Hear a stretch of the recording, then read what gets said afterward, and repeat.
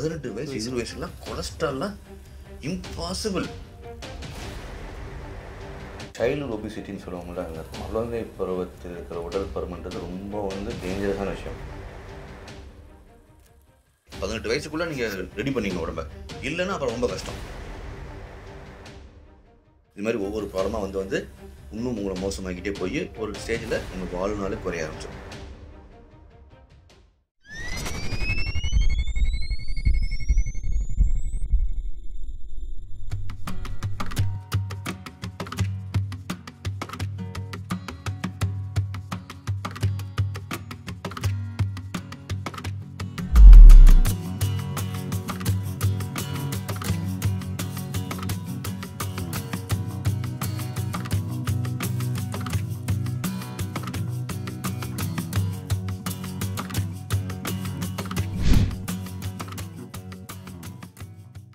ஆக்சுவலாக இந்தியாவில் நிறைய பேர் ஒபிசிட்டி மூலமாக நிறைய ப்ராப்ளம்ஸ் ஃபேஸ் பண்ணிட்டு இருக்காங்க. ஸோ அதை பற்றியான கேள்விகள் நிறைய பேருக்கு எழுதுகிட்டே இருக்குது. அதை பற்றி சார்ட் அவுட் பண்ணுறதுக்காக தான் bariatric surgeon doctor Raj Palaniappan sir நம்மகிட்ட இருக்காரு. Hi sir. வணக்கம் சார். ஒபிசிட்டின்னு சொன்னாலே ஜென்ரலாக நிறைய பேருக்கு ஒவ்வொரு டேர்ம்ஸில் ஒன்று இது ஃபிகர் பண்ணிக்கிறாங்க. நீங்கள் சொல்லணும்னா எப்படி சொல்லுவீங்க? அதாவது உடல் பருமன்னு பார்த்தோம்னா அதை 4ஆக பிரிப்போம். ஒன்று ஓவர் வெயிட்னு சொல்லுவோம், அதாவது அதிகமான உடல் எடை. அது எப்படின்னா, நம்ம ஹைட் இருக்கோம்னா அந்த ஹைட்டுக்கு ஏற்ற மாதிரி வெயிட் இருக்குன்னு ஒரு ரேஷியோ இருக்குது. ஓகே. இப்போ நான் 5'10", 5'10"க்கு 74 to 76, அதுதான் ஐடியல் வெயிட்னு சொல்லுவோம். அந்த ஐடியல் வெயிட்லேருந்து ஒரு 10 கிலோ வரைக்கும் அதிகமாக போனால் அதிக உடல் எடை, அதாவது ஓவர் வெயிட் அப்படின்னும். அந்த 10 கிலோவுக்கு மேலே தாண்டிட்டா, இது பிஎம்ஐன்னு பார்த்தோம்னா 22 பிஎம்ஐ வரைக்கும் இந்தியன்ஸ்க்கு, 25 வரைக்கும் வேர்ல்டு பாப்புலேஷனுக்கு.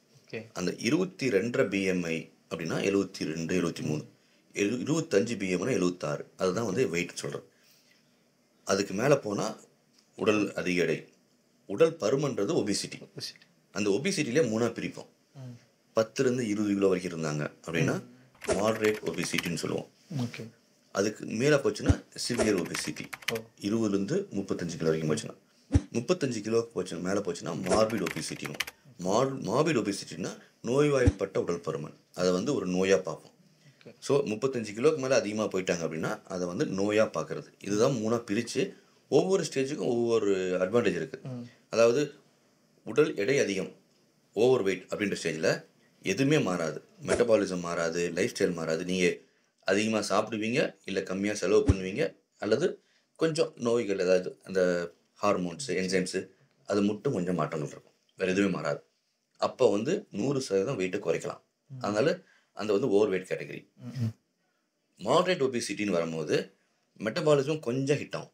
அப்போ என்ன ஆகும்னா, செய்கிற பழைய வேலைகள் எல்லாமே நார்மலாக இருந்தாலும் மெட்டபாலிசம் கொஞ்சம் அடி வாங்குறதுனால கொஞ்சம் வெயிட் போட்டுட்டு இருக்கும். ஓகே. அப்போ தான் நம்ம கண்ட்ரோல் ரொம்ப ஜாஸ்தியாக பண்ணணும். ஜாக்கிரதையாக பண்ணாமல் விட்டோம் அப்படின்னா மேலே ஏறிட்டே போகும். 70% அங்கே இருக்கவங்க வெயிட் லாஸ் பண்ணிக்கலாம் டயட் எக்ஸசைஸ் வச்சு. இதே சிவியர் ஒபிசிட்டின்ற ஸ்டேஜுக்கு போனால் என்ன பிரச்சனை வரும்னா, கொஞ்சம் ஹார்மோன் ப்ராப்ளம் வர ஆரம்பிக்கும். இதுவே குடும்பத்தில் சுகர் இருக்குது, குடும்பத்தில் பிபி இருக்குது, கொலஸ்ட்ரால் இருக்குன்னா வர ஆரம்பிச்சிடும். அப்போ என்ன ஆகும்னா, இன்னும் மெட்டபாலிசம் குறையும், உடல் உறுப்புகள்லாம் கொஞ்சம் செம்மையாக வேலை செய்யும். அப்போ என்ன ஆகும், நிறையா சேர ஆரம்பிக்கும் உடம்புல கொழுப்பு. அப்போ வெயிட் கொஞ்சம் ஃபாஸ்ட்டாக போடும். மாதம் 1 கிலோ 1/2 கிலோ போட்டிருந்தது போய் மாதம் 2 கிலோ 3 கிலோலாம் போட ஆரம்பிக்கும், ஒன்றுமே பண்ண மாட்டோம்னா. அதை நம்ம தடுக்கலைன்னா அப்போ தான் நோய்வாய்ப்பட்ட உடல் பருமன், morbid obesity. Morbid obesity by itself is a டிசீஸ்ன்னு சொல்லுவோம். அது அதே ஒரு நோயாக பார்ப்போம். ஏன்னா ஹார்மோன்ஸ் டெஃபினட்டாக கம்மியாயிரும். ஃபேமிலியில் சுகர் இல்லாட்டியும் சுகர் வந்துடும், ஃபேமிலியில் பிபி இல்லாட்டி பிபி வந்துடும். இன்ஃபர்டிலிட்டின்னு சொல்லுவாங்கள்ல, இந்த மலட்டுத்தன்மை ரொம்ப அதிகமாக இருக்கும். மாதவிடாய் பிரச்சனை நிறையா வரும். மென்டல் ப்ராப்ளம்ஸ், டிப்ரெஷன், ஆங்ஸைட்டி ரொம்ப நிறையா இருக்கும்.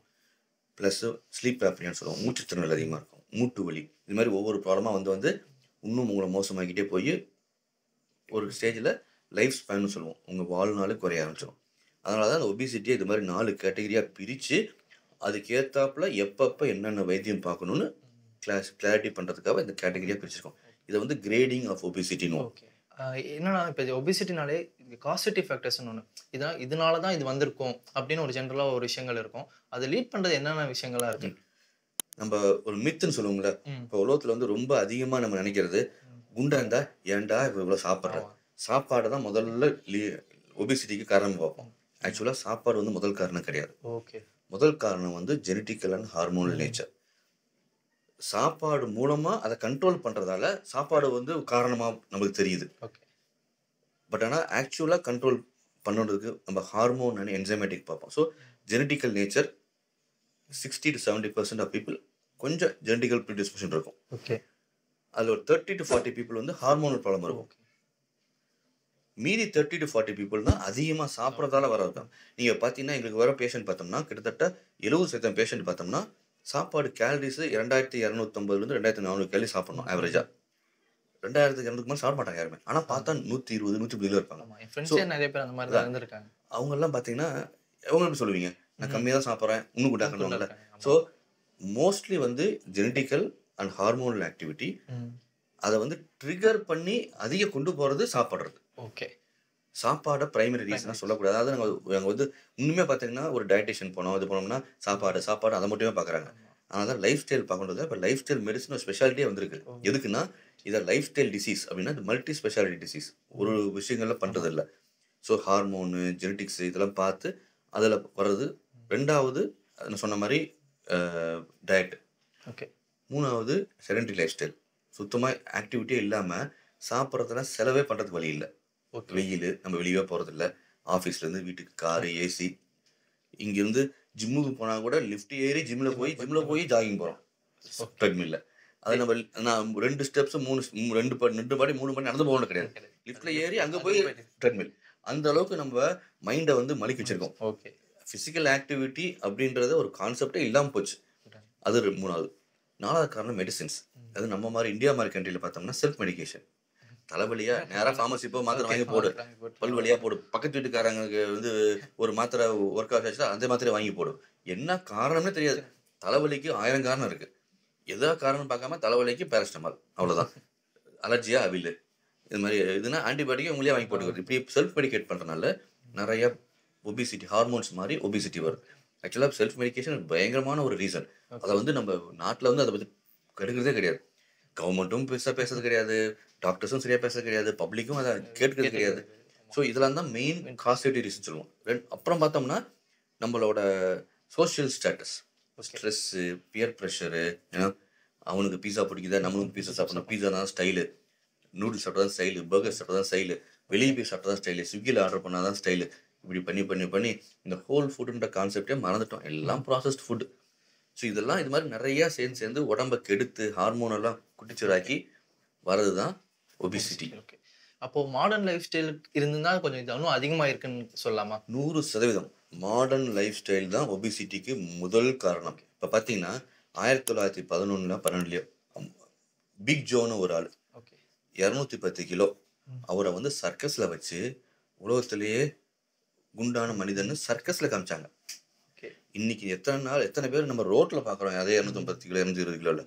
இதுக்கு எல்லாத்துக்கும் காரணம் மாடர்னைசேஷன். இண்டஸ்ட்ரியல் ரெவல்யூஷன் எவ்வளோக்கு எவ்வளோ நம்மளுக்கு நல்லது பண்ணிச்சோ அவ்வளோக்கு எவ்வளோ கெடுதலும் பண்ணியிருக்கு. ஸோ ஏஜ் ஃபேக்டர், எல்லா ஏஜ்ல இருக்கிறவங்களுக்கும் ஒபிசிட்டி வர ஃபேக்டர் இருக்கா, இல்லை டெமோகிராஃபிக்கா இல்லை பர்டிகுலராக இந்த ஏஜில் மட்டும் தான் உங்களுக்கு வரும் அப்படிங்கிற மாதிரி ஏதோ விஷயம்? அதாவது இன்னும் நார்மல் பர்சன் பார்த்தோம்னா உடல் எடை நார்மலாக இருக்கிறவங்க, உடல் உறுப்பு நல்லா வேலை செய்யுதுன்னு பார்த்தோம்னா அவங்களுக்கு ஸ்பெசிஃபிக் டெமோகிராஃபில் தான் வரும். இப்போ சுகர் வரணும் அப்படின்னா ஒரு 45-50 வயசுக்கு மேலே தான் வரும். அதாவது குரோனாலஜிக்கல் ஏஜ்னு பார்த்தோம்னா சின்ன குழந்தையில வந்து ஹார்மோன்ஸு, ரிப்பேர் செல்ஸு எல்லாமே அதிகமாக வேலை செய்யும். ஸோ அதனால தான் பார்த்தோம்னா சின்ன குழந்தைங்க எவ்வளோ சாப்பிட்டாலும் ஜீரணமாயிரும். அவங்க மெட்டபாலிசம் ரொம்ப அதிகமாக இருக்கும். அந்த ஏன்னா க்ரோத் ஃபேஸில் உடம்பு வளரனால அவ்வளோ மெட்டபாலிசம் தேவை. அதனால தான் சின்ன குழந்தைங்க சாப்பாடு கொடுத்துக்கிட்டே இருக்கணும்வாங்க. இதுவே இந்த 16 வயசு லேடிஸு, 18 வயசு ஜென்ட்ஸ், அந்த மெச்சூரிட்டி, போன் மெச்சூரிட்டி வந்ததுக்கப்புறம் என்ன ஆகும்னா அந்த அவ்வளோ எனர்ஜி தேவையில்லை. அப்போ என்ன ஆகும்னா அந்த எனர்ஜிக்கு ஏற்றாப்புல நம்ம கேலரியை குறைச்சிக்கணும். நம்ம என்ன பண்ணுறோம், வளர டைமில் சாப்பிட்றதே கிடையாது. வேலை சேர்ந்ததுக்கப்புறம் தான் சாப்பாடே ஆரம்பிக்கிறோம். ஸ்ட்ரெஸ் ஈட்டிங் மாதிரி ஆயிடுது. சரி, நம்ம தலைகீழ.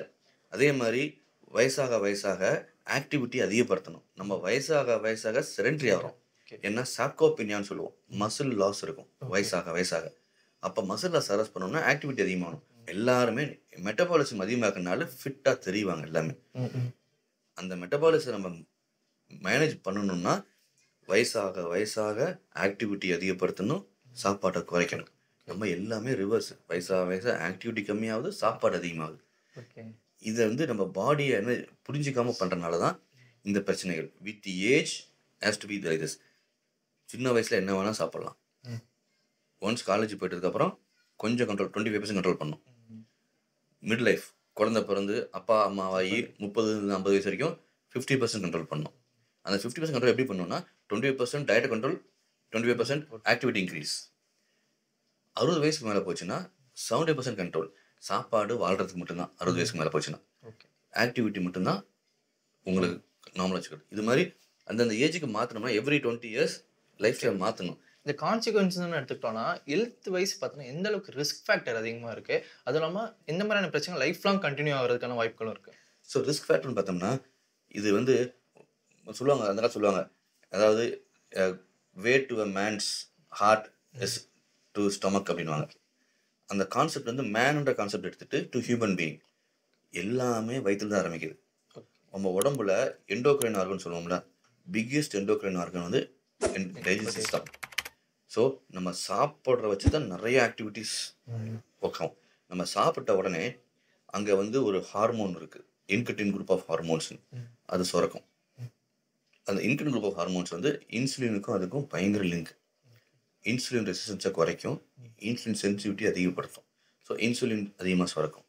ப்ளஸ்ஸு சட்டேட்டின்னு சொல்லுவோம், பிஒய்ஒய் அப்படின்னு ஒரு ஹார்மோன் இருக்குது, GLP-1 ஹார்மோன். அது சிக்கிட்டான ஆனோன்னா கரெக்டாக உடம்புக்கு தேவையான எனர்ஜி வந்தோடனே அது சொல்லிடும், சிக்னல் கொடுக்கும், சாப்பாடு நிறுத்து அப்படின்றோம். எனர்ஜி தேவைப்படுறப்ப ஹங்கரை கொடுக்கும் அந்த ஹார்மோன். சாப்பிட்ட உடனே சட்டேட்டி கொடுக்கும், நிறுத்திடும். அதுக்கப்புறம் என்னாகும், ஹோல் பாடி ஷட் டவுன் ஆகி எல்லா எனர்ஜியும் ஸ்டமக்குக்கு போகும், டைஜஷனுக்கு. டைஜஸ்ட் பண்ணி நெக்ஸ்ட்டு 2 to 3 hours எனர்ஜிலாம் அப்சார்ப் ஆகிற வரைக்கும் ஹோல் பாடி ஷட் டவுன். அதுதான் சொல்லுவாங்க, நல்லா சாப்பிட்டோம்னா உடனே தூக்கம் வரணும் தெரியுமா? அது காரணம் பாடி ஷட் டவுன். அப்போ தான் நம்மளுக்கு தூக்கம் வரும். அதான் மத்தியானம் ரொம்ப ரைஸ்லாம் சாப்பிடாது, கார்போஹைட்ரேட் அதிகமாக சாப்பிட நிறையா எனர்ஜி தேவைப்படும் ஒர்க் பண்ணுறதுக்கு. அதனால கம்ப்ளீட்டாக ஷட் டவுன் ஆகும். இதே ப்ரோட்டீன் சாப்பிட்டோம்னா கொஞ்சம் கம்மியாக ஷட் டவுன் ஆகும். அதனால தான் சொல்லுவாங்க, வயிறு நிறைய சாப்பிடாத, சாப்பிட்டீங்கன்னா தூக்கம் வரும். இதெல்லாம் வந்து பாடியோட ரியாக்ஷன். அந்த காலத்தில் வந்து சயின்டிஃபிக்காக சொல்லாமல் இது மாதிரி சொன்னாங்க. நம்ம சயின்டிஃபிக்காக எடுத்துக்காமல் அப்படியே விட்டுட்டோம். எதெல்லாம் தேவையோ அதெல்லாம் விட்டுட்டோம் நம்ம. அப்போ என்ன ஆகுதுன்னா, இது மாதிரி டைமில் நம்ம இந்த ஹார்மோன்ஸ்லாம் நல்லா வேலை செய்கிறனால டைஜஸ்ட் ஆகி அப்சார்ப் ஆகி அது யூஸ் ஆகி ஒரு 4-6 ஹவர்ஸில் சரியாக போயிடும். இதே ஹார்மோன் ஆன்டி இன்கட்டின் ஹார்மோன் இருக்குது, அந்த ஹார்மோன் அதிகமாக வந்துச்சுன்னா என்ன ஆகுனா இந்த ஃபங்க்ஷன்லாம் பண்ண விடாது. ஸோ எனர்ஜிலாம் வேஸ்டே ஆகாது, ஸ்டோர் பண்ணுற எனர்ஜி எல்லாம் உள்ளேயே நிற்கும். இப்போ இது மாதிரி ஆளுங்களுக்கு எப்படின்னா, இவங்க தான் வந்து கம்மியாக சாப்பிட்டு குண்டாக இருக்காளுங்க. இது வந்து மெட்டபாலிக் சிண்ட்ரோம்னு சொல்லுவோம். ஓகே. இந்த மெட்டபாலிக் சிண்ட்ரோம் வந்துச்சுன்னா என்ன ஆகுனா, நோய்கள் ஒன்று ஒன்று அதிகமாகும். அந்த இன்சுலின் ரெசிஸ்டன்ஸ் அதிகமாயிரும். So sugar, fatty acid circulation சொல்லுவோம். பிளட்டில் வந்து ஃப்ரீ ஃபேட்டி ஆசிட் அதிகமாக போச்சுன்னா 3 நோய் காமனாக வரும், சுகர், பிபி, கொலஸ்ட்ரால்.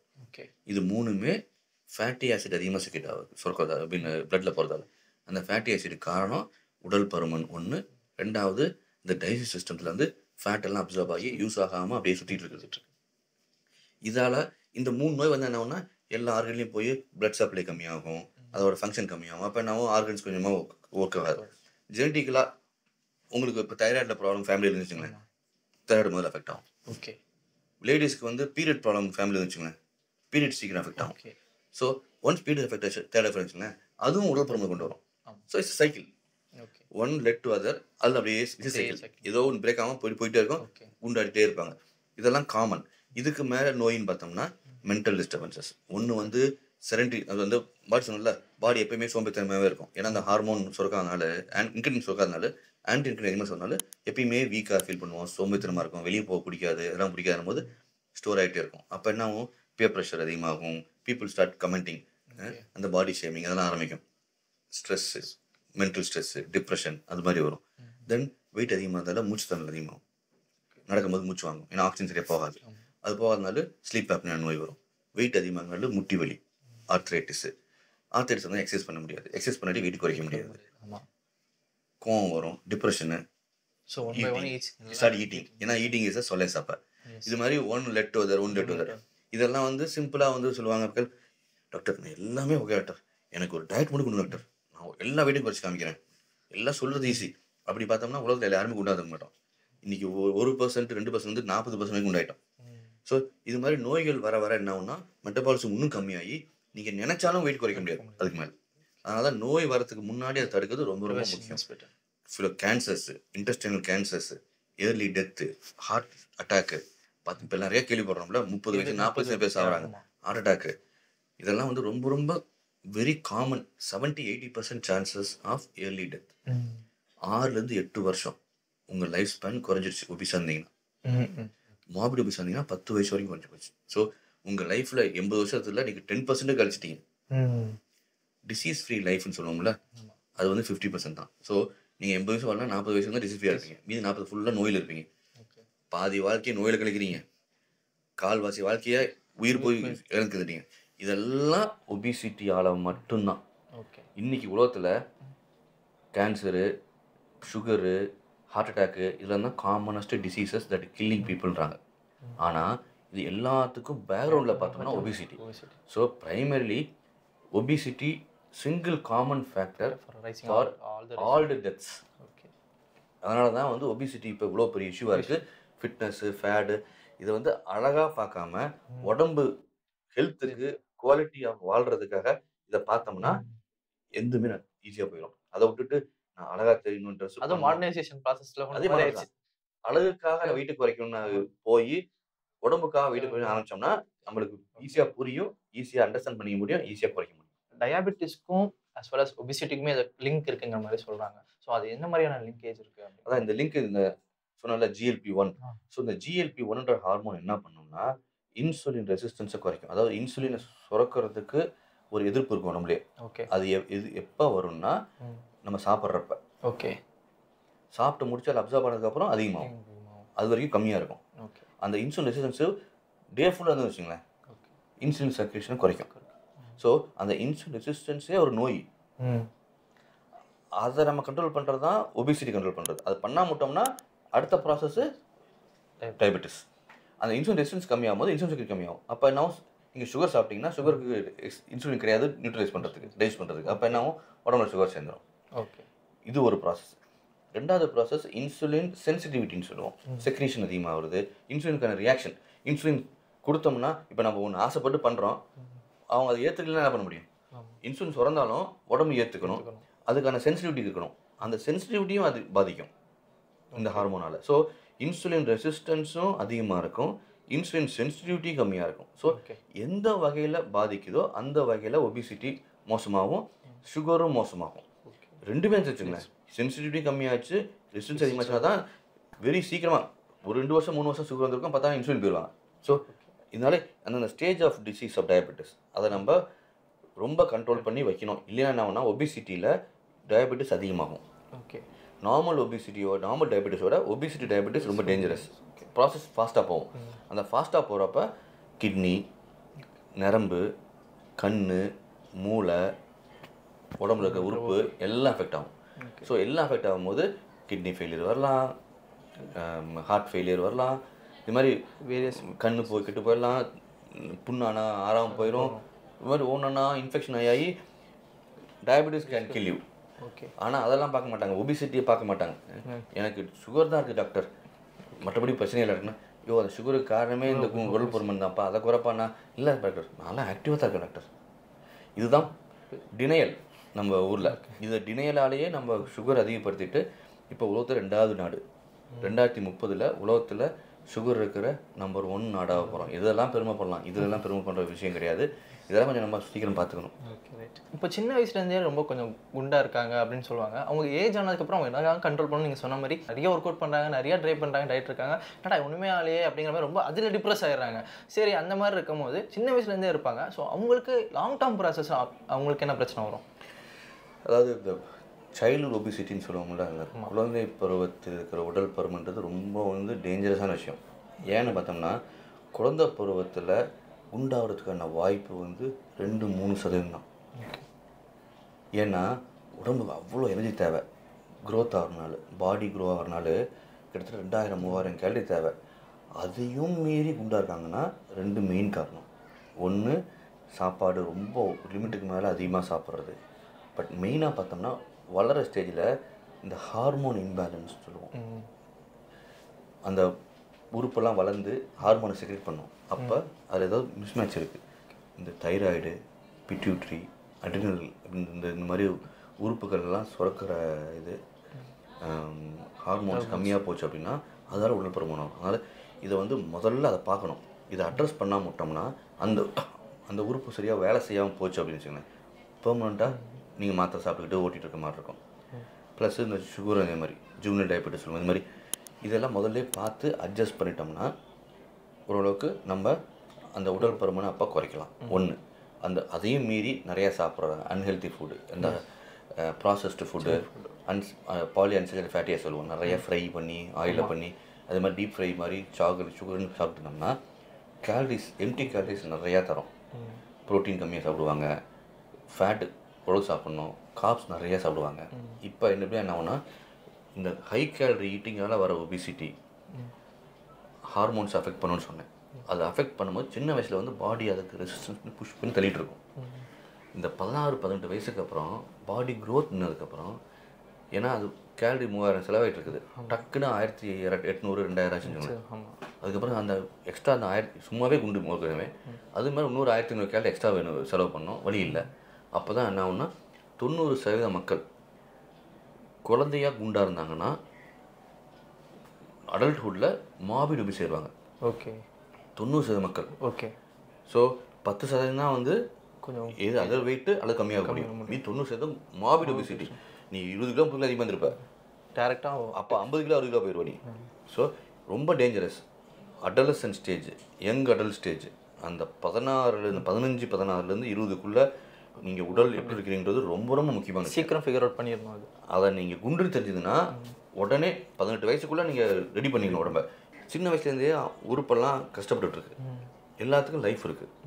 இப்போ 80 வருஷம் தான் ஹார்ட் வாழும்னா அந்த 80 வருஷமும் 70 பீட்டு தான் அடிக்கணும் ஹார்ட். அப்போ தான் 80 வருஷத்துக்கு வாழும். நீங்கள் அதை 100 பீட் அடிக்கிற மாதிரி பண்ணிவிட்டு ஸ்ட்ரெஸ் கொடுத்தீங்கன்னா 80-60 ஆயிரும். அதுதான் மேட்ரு. ஸோ அதே மாதிரி தான் எல்லா உறுப்புக்கும் ஒரு லைஃப் இருக்குது. அது 80 வயசுக்கான லைஃப்பை நீங்கள் 60லேயே எடுத்துட்டிங்கன்னா 60 வயசுக்கு தொந்தரவு வந்துடும்.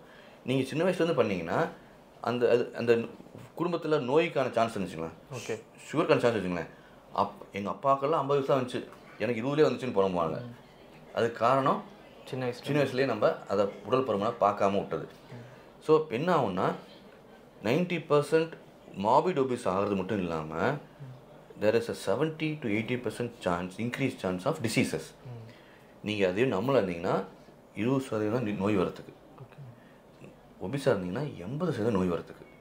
ஸோ இப்போ உலகத்தில் பார்த்தீங்கன்னா எங்களுக்கு வர 18, 20, 25 வயசு பிள்ளைங்க எல்லாம் பார்த்தீங்கன்னா 40-50% சுகரு, அதாவது ப்ரீ டயபெட்டிக்கு, பிபி, கொலஸ்ட்ரால். 18 வயசு 20 வயசுலாம் கொலஸ்ட்ரால்லாம் இம்பாசிபிள். நீங்கள் ஹெல்த்தியாக சாப்பிட்டுட்டு இருந்தீங்கன்னா, ஹெல்த்தியாக ஒர்க் அவுட் பண்ணிங்கன்னா, ஏன்னா எல்லாமே டைஜஸ்ட் பண்ணுற ஸ்டேஜ். அந்த ஸ்டேஜ்லேயே உங்களுக்கு இவ்வளோ இருக்குன்னா இதெல்லாம் வர வர என்ன பிரச்சனைனா உங்களோட அடல்ட் லைஃப்பில் உங்கள் ஸ்கூல் டைமில் கான்சன்ட்ரேஷன் கம்மியாகும். So you cannot perform the perfect. அதாவது நீங்கள் ஃபஸ்ட் ரேங்க் வாங்க ஹோல்டராக இருந்தாலும் நீங்கள் 5th ரேங்க் வாங்க 10th தான் வாங்குவீங்க. அகாடமிக்ஸில் stress, peer pressure, body shaming. நீங்கள் எப்பயுமே you grow up as a suppressed person. So எப்பயுமே இன்ஃபீரியாரிட்டி காம்ப்ளெக்ஸ் இருக்கும். யூ வில் பி இன்ட்ராவர்ட், அதாவது ஒரு 10 பேர் பேசுறது. ஸோ என்ன ஆகுனா you are denied the social welfare what you deserve. 15லேருந்து 20-25க்குள்ளே நம்ம ஸ்டெபிலைஸ் பண்ணலை, ரொம்ப கஷ்டம் அதுக்கப்புறம். அதனால் நோய்கள் வர வர உங்களுக்கு சொன்ன மாதிரி லைஃப் ஸ்பேன் கம்மியாகிட்டே போகும். எஸ், பாடி மாஸ் இண்டெக்ஸ், அது பிஎம்ஐ பற்றி சொன்னீங்க. ஸோ அந்த பிஎம்ஐ மெத்தடுனா அதில் என்ன லிமிட்டேஷன்ஸ்லாம் இருக்குது? ஸோ அந்த பிஎம்ஐ மெத்தட்னா என்ன? ஸோ இப்போ பார்த்தோம்னா உடல் பருமனை கண்டுபிடிக்கிறதுக்கு முதல் கூறு பிஎம்ஐ, பாடி மாஸ் இண்டெக்ஸ் சொல்லுவோம். உங்கள் ஹைட் எடுத்துக்குவோம், உங்கள் வெயிட் எடுத்துக்குவோம். ஹைட்டை வந்து take in centimeter, okay, weight in KG. Weight in centimeter எடுத்துகிட்டு அதை வந்து மீட்டராக மாற்றிடுவோம். Weight in KG divided by height in meter square. Centimeter எடுத்துகிட்டு அதை மீட்டர் ஸ்கொயராக பண்ணணும். அதை பண்ணி கால்குலேட் பண்ணோம்னா அதுதான் பிஎம்ஐனும். 18லேருந்து 22 பிஎம்ஐ வரைக்கும் நார்மல் ஃபார் இந்தியன்ஸ். இன்டர்நேஷ்னல் வந்து 18 to 25. அந்த 2.5-3 பிஎம்ஐ கம்மி காரணம்னா இந்தியன்ஸ் வந்து short stature, okay, more prone to store fat, சீக்கிரமாக நோய்களும் வரும். அதனால் இந்தியன்ஸுக்கு வெஸ்டர்ன் மாதிரி இல்லாமல் கொஞ்சம் ஏஷியன்ஸ் ஃபுல்லாக ஏஷியன் பாப்புலேஷன் இது மாதிரி, அதனால் கொஞ்சம் பிஎம்ஐ குறைச்சிட்டாங்க. இந்த பிஎம்ஐ வச்சு பார்ப்போம். 22 பிஎம்ஐ டு 27 பிஎம்ஐ இருந்தாங்கன்னா ஓவர் வெயிட், 27 டு 32 வரைக்கும் 5 பிஎம்ஐ 30 வரைக்கும் moderate obesity, 32 to 37 severe obesity, 37க்கு மேலே போச்சுன்னா மார்பிட் ஒபிசிட்டி. அந்த 37 தான் 35 கிலோ. 35 கிலோ உங்கள் ஐடியல் வெயிட் அதிகமாக போயிட்டீங்கன்னா மார்பிட் ஒபிசிட்டி. இது மாதிரி பிரித்து அதுக்கு ஏற்றாப்புல ட்ரீட்மெண்ட்டும் மாறும். எப்பப்போ ப்ளஸ் என்ன நோய் இருக்குது, என்ன லைஃப் ஸ்டைலு, உங்கள் சோஷியல் ஸ்டேட்டஸ் என்ன, உங்கள் ப்ரொஃபஷனல் ஸ்டேட்டஸ், நீங்கள் ஸ்டூடெண்ட்டா, சின்ன வயசா, அல்லது நீங்கள் 50 வயசா, குழந்தை பிறக்கணுமா, எந்தெந்த சீரியஸ்னஸ்ஸு அதை பொறுத்து காம்பினேஷன் பண்ணி வெயிட் லாஸுக்கான கான்செப்டை டெவலப் பண்ணுவோம். So BMI is first. அடுத்து வந்து வெயிட் ஹிப் ரேஷியோன்னு சொல்லுவோம். அதாவது மெட்டபாலிக் டிசீஸ்ன்னு சொன்னோம்னா தொப்பை இருந்தால் மெட்டபாலிக் டிசீஸ், நிறைய விசரல் ஃபேட் இருந்தால் equal to some diseases, hormones என்சைம்ஸ்லாம் மாறி மெட்டபாலிக் சிண்ட்ரோம் சொல்லுவோம். சுகரு, பிபி, கொலஸ்ட்ரால் சீக்கிரம் வரும்.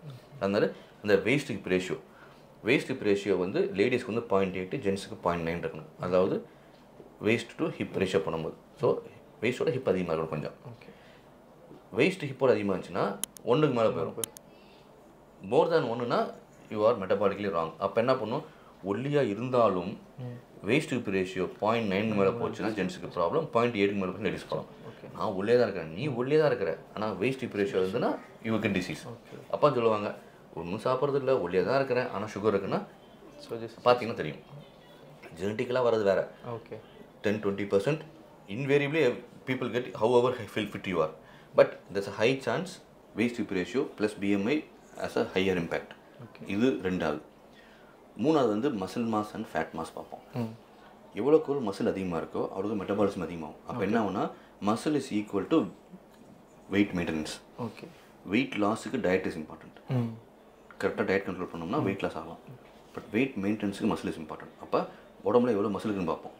மசில் கம்மியாக இருந்து குண்டாக இருந்தீங்கன்னா எக்ஸசைஸ் பண்ணி வெயிட் குறைக்கணும். மசில் நல்லா இருந்து குண்டாக இருந்தீங்கன்னா சாப்பாடு குறைக்கணும். ஸோ என்ன காம்பினேஷன் ஆஃப் ட்ரீட்மெண்ட் ஹெல்ப் பண்ணுறதுக்கு இந்த ஒபிசிட்டி கிரேடிங்க்கு இதெல்லாம் முக்கியம். ஒபிசிட்டி மட்டும் பார்க்காம ஸ்கேலோட வெயிட் மட்டும் பார்க்காம பிஎம்ஐ பார்த்து மசில் மாசு, ஃபேட் மாசு, தென் மெட்டபாலிக் ரேட், எவ்வளோ மெட்டபாலிசம் இருக்குது, 1500 இருக்கணும் லேடிஸ்னா, 1800 இருக்கணும் ஜென்ஸ்னா. அது கீழே இருந்ததுன்னா மெட்டபாலிசம் கம்மி. மெட்டபாலிசம் கம்மினா பார்த்தீங்கன்னா கரெக்டாக மசில் கம்மியாக இருக்கும். மசில் நல்லா இருந்து மெட்டபாலிசம் கம்மியாக இருக்குன்னா then the problem is somewhere it's a hormonal or enzymatic problem. அதனால மெட்டபாலிசம் ஆக மாட்டேங்குது. ஸோ ஈஸி கால்குலேஷன்ஸ் இதெல்லாம் ஒரு 5-6 பெர்முடேஷன் காம்பினேஷன் வச்சு வி வில் டிசைட் ஒபிசிட்டி எந்த ஸ்டேஜில் இருக்குது, ஒபிசிட்டிக்கு காரணம் சாப்பிட்றதா, இல்லை எக்ஸசைஸ் கம்மியாக இருக்கா, இல்லை ஹார்மோன்ஸ் ப்ராப்ளமா, இல்லை வேறு ஏதாவது ப்ராப்ளமா, மென்டல் ப்ராப்ளமா, அல்லது மெடிசன் சாப்பிட்றாங்களா, இது மாதிரி நிறையா பார்த்து காம்பினேஷனை எடுத்து அதை பொறுத்து அட்வைஸ் தர்றது தான் ட்ரீட்மெண்ட் ஒபிசிட்டி.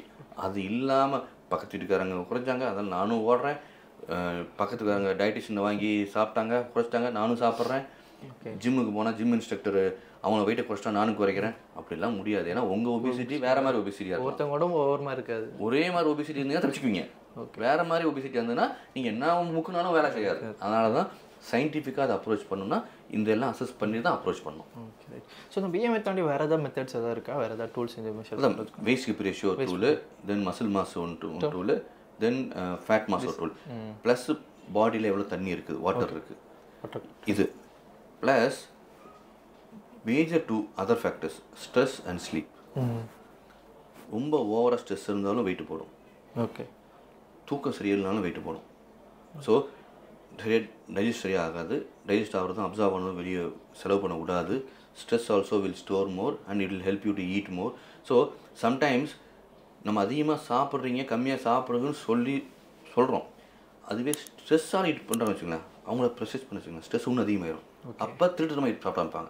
ஸோ என்னன்னு மெயின் கண்டுபிடிச்சி நம்ம அசஸ்மெண்ட் பண்ணணும். So calculation is not on the parameters alone, it's on your psychology also. அதனால் psychology plays a very important role. So எங்கள் டிபார்ட்மெண்ட்டில் பார்த்தோம்னா முதல்ல எடுத்தோடனே சைக்காலஜிஸ்ட் தான் பார்ப்போம். சைக்காலஜிஸ்க்கு அப்புறம் நியூட்ரிஷனிஸ்ட்டு, நியூட்ரிஷனிஸ்க்கு அப்புறம் நான். ஏன்னா எடுத்தோடனே சர்ஜன் பார்த்தோம்னா வில் பி பயஸ்ட், சர்ஜரி பண்ணிக்கிங்க அப்படின்னு அசஸ் பண்ணுறத அந்த ஸ்டேஜ் சைக்காலஜிஸ்ட் பார்த்துட்டு என்னென்ன ப்ராப்ளம் எல்லாம் எழுதி விடுவாங்க.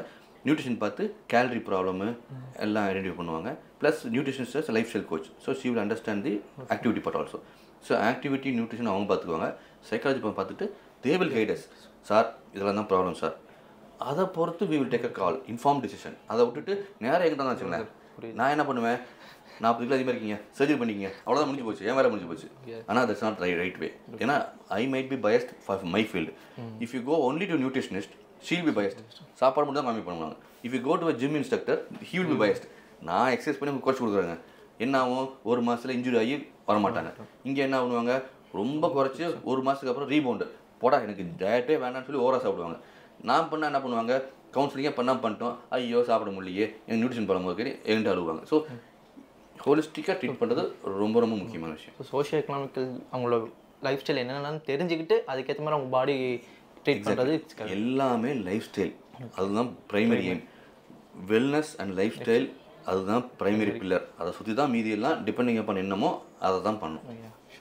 Thank you so much. ஆக்சுவலாக இதுக்கப்புறம் நிறைய பேருக்கு கிளியராக புரிஞ்சிருக்கும். ஜஸ்ட்டு ஜிம்முக்கு போய் ஒர்க் அவுட் பண்ணி வெயிட் லாஸ் ஆகல, சாப்பிட்டு கண்ட்ரோல் பண்ண அப்புறம் வெயிட் லாஸ் ஆகல அப்படிலாம் சொன்னீங்கன்னா இந்த இன்டர்வியூ பார்த்து தெரிஞ்சுக்கோங்க. ஸோ மேஜர் ரீசன் என்னென்னங்கிறது, ஸோ உங்கள் லைஃப் ஸ்டைலை எவ்வளோ ஹெல்த்தியாக வச்சுக்கிறீங்களோ அந்தளவுக்கு உங்கள் லைஃப் ஸ்பேன் இன்க்ரீஸ் ஆகுங்கிறதும் தெரிஞ்சுக்கணும். So thank you so much. நன்றி, வணக்கம்.